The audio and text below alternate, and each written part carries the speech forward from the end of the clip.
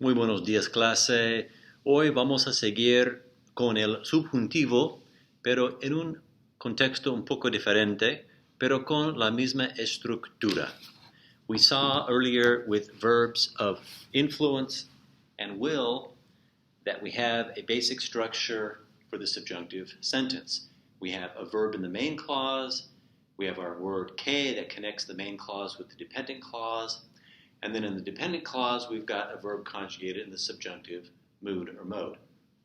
And we studied a few key expressions and key verbs that trigger the use of the subjunctive when a verb or expression expresses will or influence, when the speaker wants to have some power or some influence or persuade the subject in the second sentence.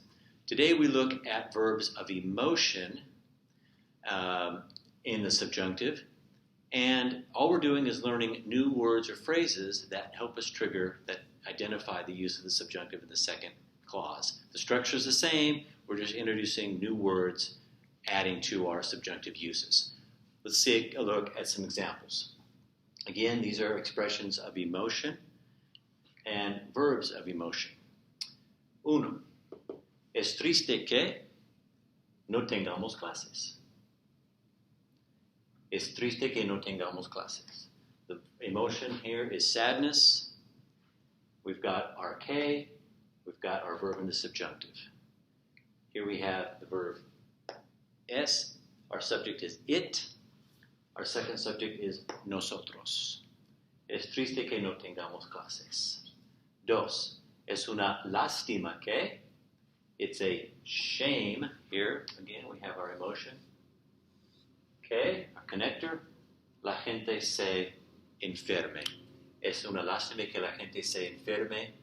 My verb here in the present subjunctive. Ojalá, forgot my accent. Ojalá que is always used with the subjunctive. I hope that it's a set expression. Comes from the Moors in medieval Spanish. Ojalá que. You see the word Allah here. It means I hope, I wish to the God or gods. I hope to God. I pray to God that. Nos reunamos próximo semestre. Verb here in the subjunctive, reunamos. Again, if you need to review your subjunctive conjugations, it's a good time to do that. Remember, we add opposite endings to AR verbs. In other words, opposite endings meaning we add ER, IR endings to AR verbs. We add AR endings to ER, and IR verbs. Nos reunamos, se enferme, tengamos. Don't forget to start with the yo form, because that's how you get your irregular stems and your irregular yo forms. The spelling changes in the stem. All right, seguimos. Espero que. Now we have a verb, okay? So here we have expressions. Here we go right to the verb espero. Esperar means to wait. It also means to hope or wish for.